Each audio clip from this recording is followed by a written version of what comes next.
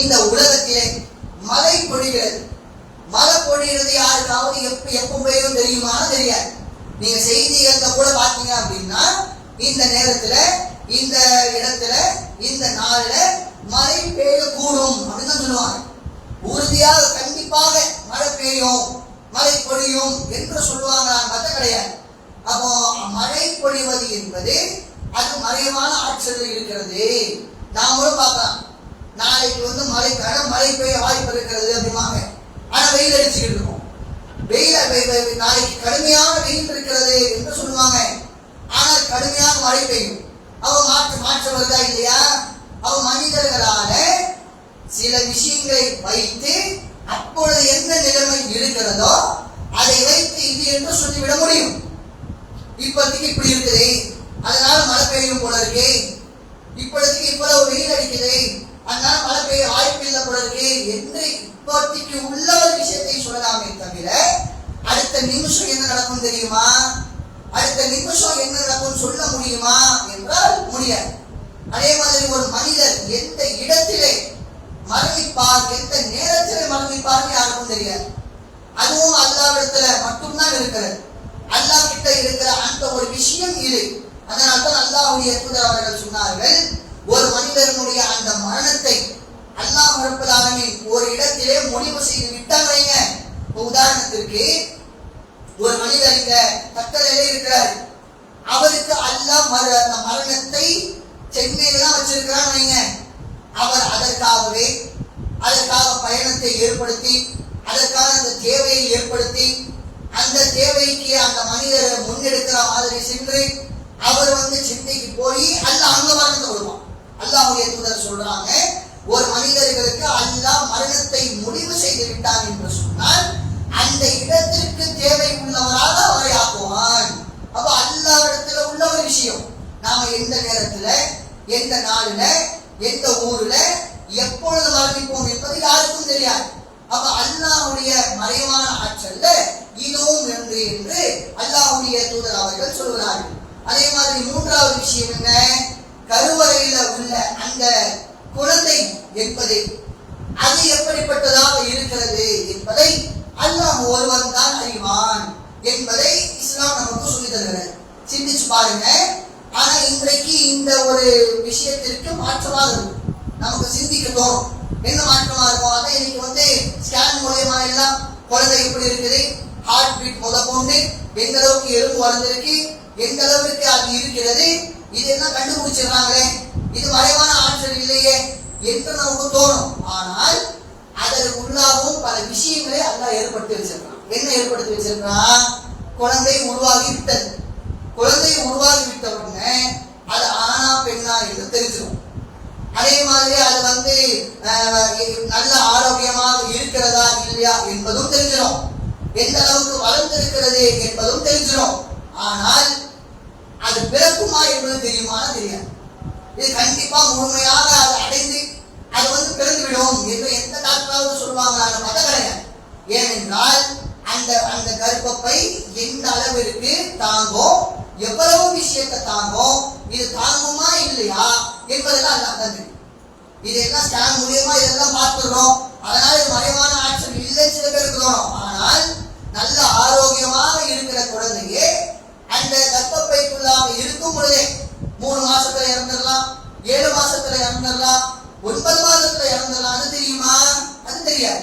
அந்த கர்ப்பப்பை எந்த அளவிற்கு தாங்கும் என்ற அந்த விஷயத்தை அல்லாஹ் ஒருவன் தான் அறிந்தவன். அப்ப இந்த ஒரு மறைவான ஆற்றல் கூட அல்லாஹ்வுடைய தூதர் அவர்கள் அல்லாஹ்விற்கு இருக்கிறது என்று நமக்கு சொல்லி தருகிறார்கள். அதே மாதிரி இது மிக முக்கியமான விஷயம். ஒரு மனிதன் எவ்வளவு நாளை சம்பாதிக்க போகிறான் என்று யாருக்கும் தெரியாது. நாளைக்கு எவ்வளவு ஒரு நமக்கு சம்பாத்தியம் வரும் என்பது யாருக்குமே தெரியாது. நமக்கு கம்மியாக கூட வரலாம், அதிகமாக கூட வரலாம்.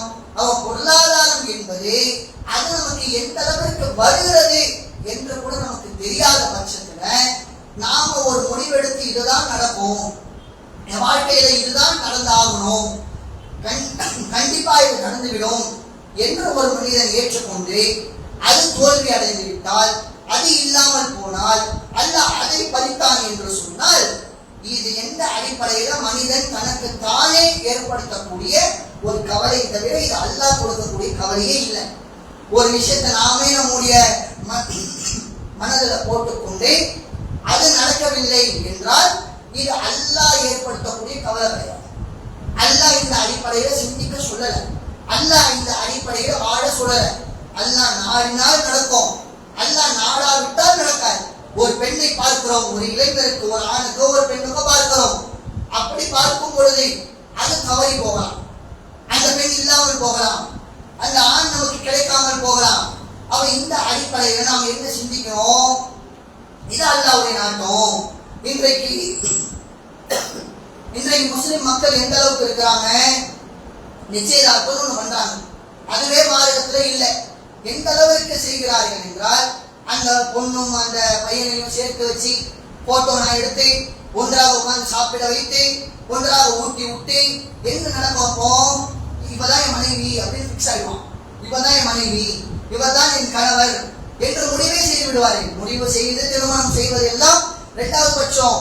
ஆனா அதுக்கான அந்த நன்மைகளை அதிகமாக அதுல இருக்கிறதா என்று பார்த்தால் அதிகமான தீமை தான் இருக்கு. ஒரு அந்த பெண்ணும் அந்த மாதிரி ஒரு முடிவெடுத்துருவான், என் கணவர் போல இருக்கு, இவர் தான் என்னுடைய வாழ்க்கை துணையாக வருவாரு, அதனால நம்ம பேச ஆரம்பிச்சிருவோம். அதனால இன்றைக்கு நிச்சயதார்த்தம் முடிஞ்சே ஒரு ஹலாலாக இல்லாத ஒரு பெண், ஒரு ஹலாலாக இல்லாத ஒரு ஆண் கிட்டையே இன்றைக்கு அந்த முடிவான உடனே பேச வைக்கிறோமே, இது எவ்வளவு பெரிய ஒரு தவறு என்பதை சிந்திச்சுப்பாங்க. இது மனதில் ரொம்ப நம்பிக்கையை ஏற்படுத்தும். இது மனதில் அதிகமான அளவிற்கு அந்த பெண்ணுக்கும் அந்த ஆணுக்கும் நம்பிக்கை கொடுக்கும். கிடைக்காமல் போயிடுவான் கடைசியில. அப்ப என்ன ஆகும் சிந்திச்சு பாருங்க. இவர் தான் என்று முடிவு செய்துவிட்டு அந்த முடிவு எப்பொழுது இருக்கணும்? திருமணம் தான். அந்த தஃப்தர், நீங்க நம்ம தஃப்தர் தான் இருக்குது, அல்லாஹ்வுடைய காலத்தில் அதெல்லாம் கிடையாது. அது ஒரு ஒப்பந்தம். மகரை கொடுப்பாங்க, சரியான கேட்பாங்க, திருமணம் செஞ்சு வச்சிருவாங்க. நீங்க தஃப்தர்ல கையெழுத்து போட்ட உடனே தான் அவர் ஹலால், அவர் ஹலால். அதுக்கு முன்னாடி வரைக்கும் அவர்களுக்கு ஹராம், அவர்களுக்கு ஹராம்.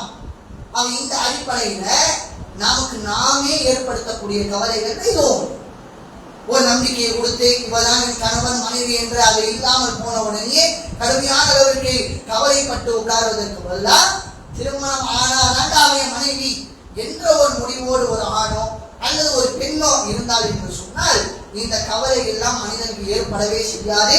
ஆகவே இந்த கவலைகளை எல்லாம் அல்லாஹ் ஏற்படுத்துவதில்லை, நமக்கு நாமே ஏற்படுத்தக்கூடிய ஒரு விஷயமாக இருக்கிறது.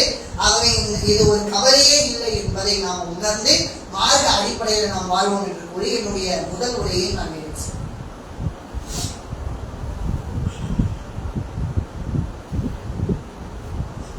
அல்ஹம்துலில்லாஹி ரப்பில் ஆலமீன் வல் ஆகிபத்து லில் முத்தகீன் வஸ்ஸலாத்து வஸ்ஸலாமு அலா சய்யிதினா முஹம்மதின் வ ஆலிஹி வ ஸஹ்பிஹி அஜ்மாஈன். அல்லாஹ் கண்ணியத்திற்குரிய சகோதர சகோதரிகளே,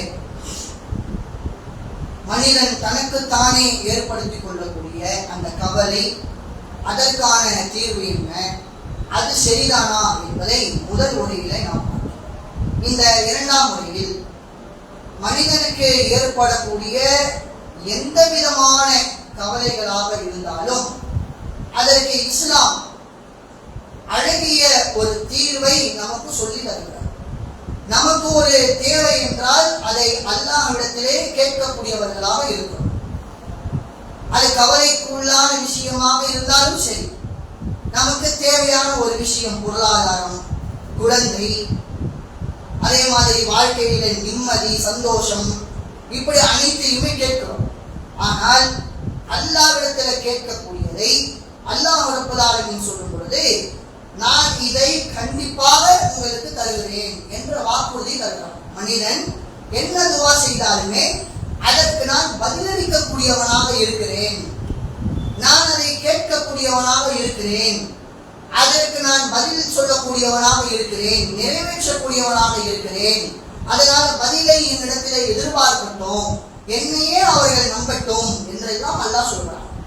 ஆனால் இன்றைக்குள்ள மனிதர்கள் இந்த ஒரு விஷயத்துல தடுமாறி போயிடலாம். அல்லாஹ் நான் கேட்டதை கொடுக்கலையே, இத்தனை வருஷமா கேட்டு தரலையே, தராமலேயே போயிடுவானா, என் வாழ்க்கை இப்படியே போயிடுமா, அல்லாஹ்வுக்கு காது இருக்குதா இல்லையா, என்ன மட்டும் ஏன் இப்படி சோதிக்கலாம் என்று சொல்லி கேட்கக்கூடிய துவாவை விட்டும் அவர்கள் வழிதவறி போகக்கூடிய காட்சிகளை பார்க்கிறோம். இந்த ஒரு விஷயத்தை நாம் மனதிலே ஏற்றுக்கொள்ள வேண்டும். என்னது?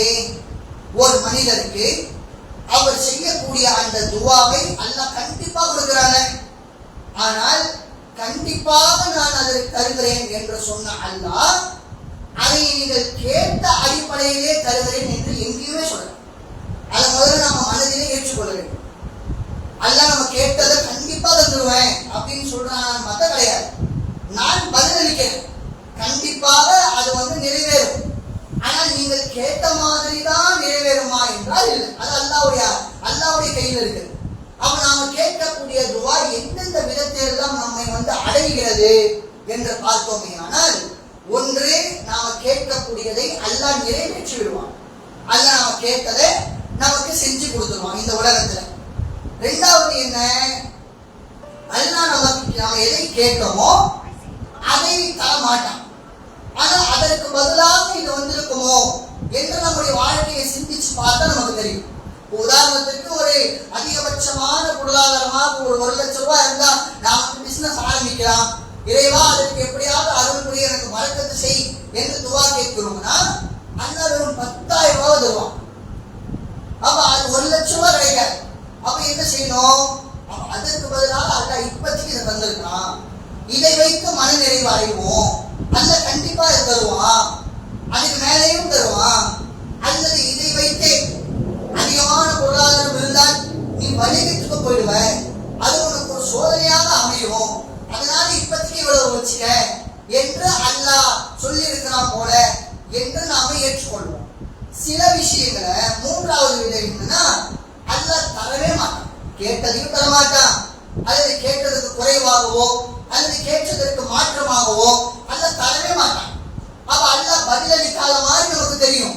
ஆனால் நாளை மறுமையிலே ஒரு மனிதர் நிற்பார், நரகவாசி என்று முடிவு செய்து நிற்பார். அவர் முன்னாடி மழை அளவுல ஒரு பெரிய ஒரு மழை அளவிற்கு நன்மைகள் குவிந்திருக்கும்.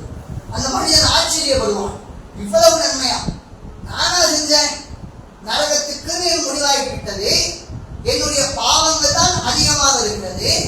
ஆனால் அல்லாஹ் இப்போ நன்மைகளை மழை அளவுக்கு குவிச்சு வச்சிருக்கானே, இதை நானா செஞ்சேன்? உலகத்துல இருக்கும் நான் செய்த நன்மைகளா இது என்று கேட்கும் பொழுது ஆனா அவ்வளவு நன்மை செஞ்சிருக்க மாட்டோம். ஆனால் அல்லாஹ் சொல்றான், இந்த நன்மைகள் என்பது இந்த உலகத்திலே நீ என்னிடத்திலே கையேந்தி நான் எதை உனக்கு தரவில்லையோ அதை நான் மறுமையில் நன்மையாக்கி இருக்கிறேன். இந்த ஒரு ஹதீஸ் மூலியமாக நம்ம கவலைகள் எல்லாம் பறந்தோம். இந்த உலகத்துல அல்லாஹ் கொடுக்கலன்னா மறுமையில கொடுப்பான், மறுமையில் நமக்கு நன்மையாகுது. நரகத்தை விட்டும் காக்கக்கூடியதாக இந்த துவாக்கள் இருக்கிறது. ஆனா இந்த துவாக்கள் நம்ம ரொம்ப அதிகமான பொழுதுபோக்குத்தனங்களை தான் வைத்திருக்கோம். தொழுக முடிஞ்சவங்க பள்ளிவாசலை விட்டு வெளியே போயிடுறது, அல்லது சும்மா இருக்கிற நேரத்துல தொழுகைக்காக நாம புறப்பட்டு வரணும்னா கடையில இருந்தோ வீட்டில இருந்தோ கிளம்பி ஒரு செஞ்சு பள்ளிவாசலுக்கு வந்து தொழுகணும். சில சட்டத்திட்டங்கள் இருக்கிறது. துவாவுக்கு அப்படியா? எந்த நிலையில எந்த நேரத்துல எந்த இடத்துல ஒழுவும் அவசியம் இல்லை, எப்படி வேணாலும் கேட்கலாம். வியாபாரமே அவளை கடையில சும்மா உட்கார்ந்துருக்கணும். நீங்க அல்லாஹ் இடத்துல கையேந்துங்க, அல்லாஹ் இடத்துல துவா செய்வோம், அல்லாஹ் அதுல பரக்கத்து செய்வான். இப்படி துவா என்பதை நம்முடைய தேவையை நிறைவேற்றுவதற்காக அல்லாஹ் செய்த மிகப்பெரிய அருள் என்பது துவா. எந்த ஒவ்வொரு செய்ய தேவையில்லை, இந்த இடத்துல தான் செய்யணும் தேவையில்லை. சில நேரங்கள் இருக்கிறது, சில நேரங்கள்ல கேட்டா அல்லாஹ் கண்டிப்பா கொடுத்து விடுவான் என்று இருக்கிறதை தவிர இந்த நேரத்துல கேட்க கூடாது என்று எதுவுமே கிடையாது. கேட்டுக்கொண்டே இருக்கலாம். நாம கேட்கக்கூடிய அந்த துவாவை கூட அல்லாஹ் நாளை மறுமையிலே நமக்கு நன்மையாகுகிறான் என்று சொன்னால் அல்லாஹ் நமக்கு மிகப்பெரிய அருளை புரிந்திருக்கிறான். ஆகவே துவாக்களுக்கு அதிகமாக முக்கியத்துவம் கொடுத்து அல்லாஹ் இதை தரலையே என்ற அந்த கவலையில் இல்லாமல் உலகத்தில் தருவான், உலகத்திலும் கூட அதை குறைத்தும் தருவான், மாற்றியும் தருவான். அவன் உலகத்தில் தரவில்லை என்றால் அல்லாஹ் மறுமையில சொர்க்கத்துக்காக நமக்காக அதை வைத்திருக்கிறான் என்ற அந்த ஒரு சொல்லை நாம் மனதில் வைத்துக் கொண்டு எல்லா விதமான கவலைகளையும் இதை விட்டு முடித்து விட வேண்டும். ஆகவே எங்கே நிம்மதி என்ற அந்த கேள்விக்கு இஸ்லாமே தீர்வு என்பதை நாம் அந்த மார்க்கத்தில் இருக்கிறோம். அல்லாஹ்வை ஏற்றுக்கொண்டிருக்கிறோம். அல்லாஹ்வை ஏற்றுக்கொண்டிருக்கிற நாம இந்த கவலைகளை எல்லாம் விட்டு விலகி நிற்க வேண்டும் என்று கூறி அல்லாஹ் அதற்காக உதவி செய்வானாக என்று கூறி என்னுடைய உரையை நிறைவு செய்கிறேன்.